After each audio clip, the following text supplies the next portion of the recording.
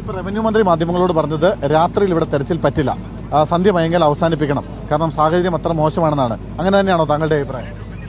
ഇത് എനിക്ക് രാത്രി കണ്ടിന്യൂ താല്പര്യമുണ്ട്. പക്ഷേ രാത്രി എന്ത് കൊള്ളയുടെ വഴി നമുക്ക് എന്തെങ്കിലും സംഭവിച്ചാൽ പിന്നെ ഇത് എൻ്റെ നമ്മൾ സ്റ്റോപ്പായി പോകും. പിന്നെ അവരതിൽ പിടിച്ചറിയാലോ. ഇപ്പോൾ അഡ്മിനിസ്ട്രേറ്റർ ഉടക്കം കാര്യം അറിയാം. നമ്മളിപ്പോൾ ചെയ്യുന്നവർക്ക് അങ്ങനെ നമ്മൾ അറിയാലോ കാര്യങ്ങൾ. മാക്സിമം നമ്മൾ ആദ്യം കുറച്ച് കാര്യങ്ങളൊക്കെ ഉണ്ടായിരുന്നു. നമ്മളിപ്പോൾ എന്തായാലും ഏറ്റെടുത്തോട്ട് ഈ ഡെബ്രിസ് എന്തായാലും തീർക്കണം. എങ്ങനെയാലും പകലിട്ടാണ് തീർക്കണം. അപ്പോൾ രാത്രിയിൽ ഒരു അപകടം ഉണ്ടായിരിക്കാൻ വേണ്ടി നമ്മൾ പിൻവലിയുന്നത്, അല്ല നമ്മൾ ചെയ്യാൻ മടിയായിട്ടൊന്നുമല്ല. കാരണം പകൽ തന്നെ ചാൻസ് വളരെ കൊള്ള ഈ എറോഷൻ വരുന്നുണ്ട്. ഈ വലിയ മരങ്ങളൊക്കെ ഉണ്ട്, അതൊക്കെ സൈഡിങ് വരുന്നുണ്ട്. അപ്പോൾ നൈറ്റിൽ നമുക്ക് പെട്ടെന്ന് ഓടി ഇപ്പം തന്നെ അവിടെ കയറി ഇറങ്ങി വളരെ ബുദ്ധിമുട്ടാണ്.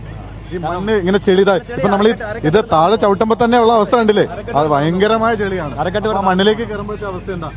അരക്കെട്ട് വരെ താഴ്ന്നുമാണ്. വളരെ നോക്കിയാൽ ഈ ഡേ ടൈം തന്നെ വളരെ ബുദ്ധിമുട്ടാണ് സഞ്ചരിക്കാൻ. അതിൽ അതാണ് ഈ നൈറ്റ് ടൈം നമ്മൾ ഓപ്പറേറ്റ് ചെയ്യാത്തത്. നമുക്ക് എന്തെങ്കിലും പിന്നെ ഒരു ഇതിനകത്ത് കൊണ്ട് സംഭവിച്ചത് എൻ്റെ സ്റ്റോപ്പായി പോകും. ഇനി നിങ്ങളുടെ മുമ്പിൽ ആകെ ഇന്നത്തെ ദിവസം ഉള്ളത് 2-2.5 മണിക്കൂറാണ്.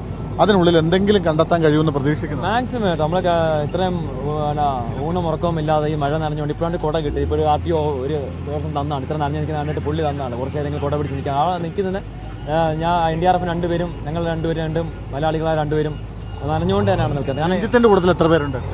ഞാൻ ഇന്നലെ വന്നത് ഞാനും ഒരു അസിസ്റ്റന്റ് കൃഷ്ണദാസൻ ആളെ കൊണ്ട് വന്നിരിക്കുന്നത്. പിന്നെ ഇവരിൽ നിന്ന് കോഴിക്കോട് നിന്ന് ഒരു പ്രൈവറ്റ് റെസ്ക്യൂ ടീം ഒരു 2 ഗ്രൂപ്പ് എത്തിയിട്ടുണ്ട്. അപ്പോൾ അവർ സന്നദ്ധരായ നല്ല മലയാളികൾ അവരെങ്ങനെയെങ്കിലും ഫൈൻഡ് ഔട്ട് ചെയ്യണം. നമ്മളല്ല അത് തന്നെ ആഗ്രഹിക്കുന്നത്. അപ്പോൾ ഈ സഹോദരങ്ങൾ വന്നിട്ടുണ്ട്. അപ്പോൾ എന്തായാലും ഇപ്പം മാൻ പവർ നമുക്കിപ്പോൾ ആവശ്യമില്ല.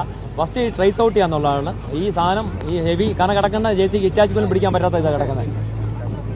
ഇറ്റാച്ചിക്ക് പോലും പിടിക്കാൻ പറ്റാത്ത റോക്സ് കിടക്കും. അപ്പോഴത്തേക്കാണ് മാൻ പവർ കൊണ്ടുവരിക.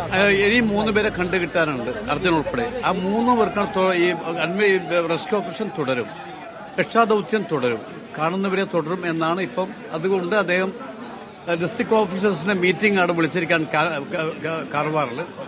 അദ്ദേഹം അങ്ങോട്ടാണ് പോകുന്നത്. ഇപ്പം നേരെ കാർവാർ പോയിരിക്കുകയാണ്, മീറ്റിംഗ് വിളിച്ചിരിക്കുകയാണ്.